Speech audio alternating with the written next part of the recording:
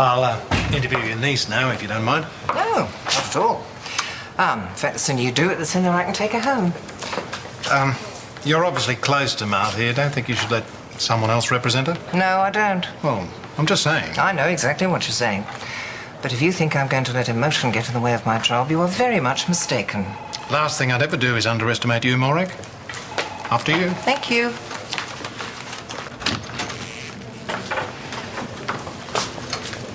And Morag, what's going on? Miss Mackenzie, I'm Detective Senior Sergeant Ross Buckton. Do you mind if I call you Martha? No, that's fine. Detective Buckton's here to ask you some questions, and I'm here as your lawyer. Do you understand? Okay. Is there anything I can get you? No, I'm fine. Okay. Now, the reason I'm here is to investigate the death of Kylie Deeks, who you knew as Samantha Holden.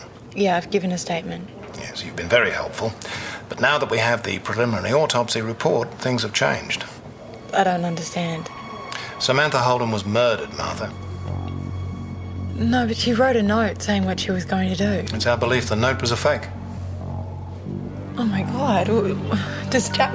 is he Martha, okay? Martha, you just answer questions. This is crazy. Whoever did the autopsy must have made a mistake.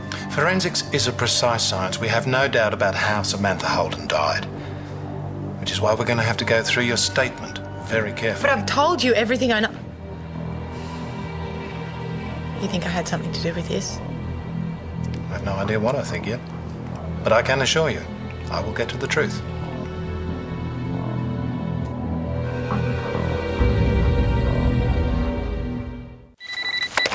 Jack. What?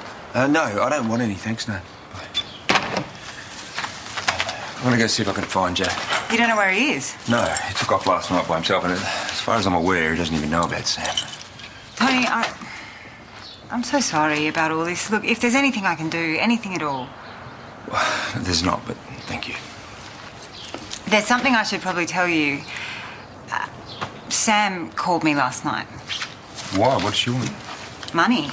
She wanted me to go to the house and get some money that she'd hidden and take it to her. Did you do it? Yeah, I went to meet her, but I didn't end up giving her the cash.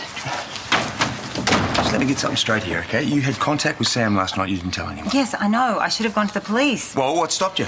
Well, I wasn't thinking straight. It all happened so quickly.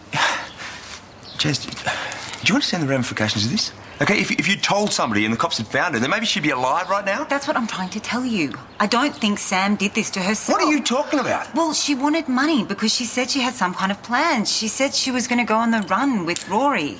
Trust me, the woman I saw last night wasn't ready to give up on life. Is that all she told you? Yeah. Jazz, this is pretty serious, okay? Don't hold anything back here. I've told you everything I know. Okay, then first thing we've got to do is call the police. No, you can't do that. If you ring the police, I could be facing criminal charges. And if your theory is correct, Jazz, then somebody's killed Sam. You don't have a choice, Jazz, okay? Either you do it or I do it. So you find Sam Holden alone in your house. You have an altercation, during which time she scratches you on the face, correct? Yes. You're disturbed by that. And yet you agree to meet her at night on a secluded beach to hand over a sum of money. You weren't worried about your safety? No. That's very interesting to me, Martha. But let's discuss your failure to report a known offender. Can you explain that? Just tell the truth. Sam said she had evidence that could hurt Jack. If I called the police, she'd hand it in. Yes, the allegation she made in her letter. And what about you? Do you think he was engaged in corrupt activity? None of that stuff that Sam said was true. Well, you must have put some store in it because you went to meet her. No, I went because I was a known offender wanted for the murder of Johnny Cooper. So I'll ask you again, were you afraid for your safety? No, I guess so. Maybe well, a what little. about Jack? Were you afraid for him? Yes, I guess I was. So we could say that you went to meet her in order to protect him. No, that's not what I said. What else did you do I didn't to kill protect for him, okay? Stop bullying my client with unfounded accusations. I haven't accused your client of anything, Miss Bellingham.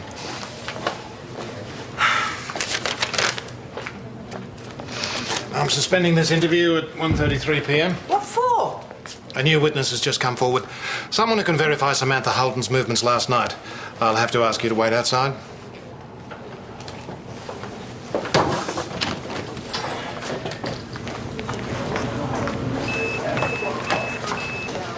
Detective Senior Sergeant Ross Buckton, this is Jazz Curtis and Tony Holden. Thanks for coming in. Hey, listen, I need to talk to my son. Have you guys heard from him? We've been trying to call your son all day. When did you last see him? Last night. He's been out of contact since. Okay, well, if we hear from him, we'll let you know, sir. And when I finish with Miss Curtis, I need to talk to you, please.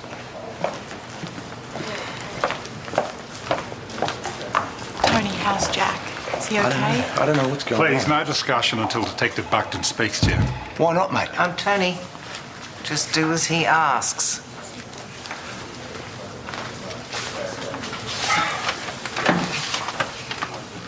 This isn't good, is it?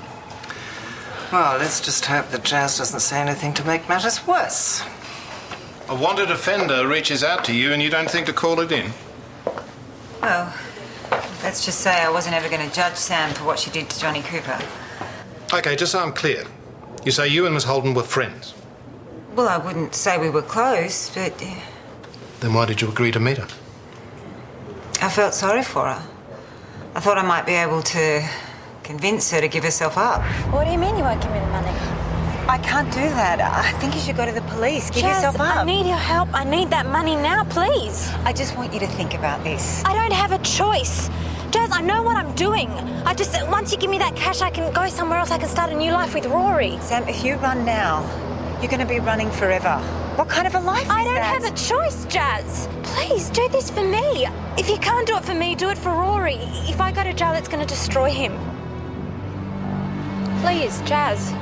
I almost gave in. I almost gave her the money. And why didn't you? Rory. I knew if I helped her, I'd be sentencing him to a life on the run as well. He's just a kid.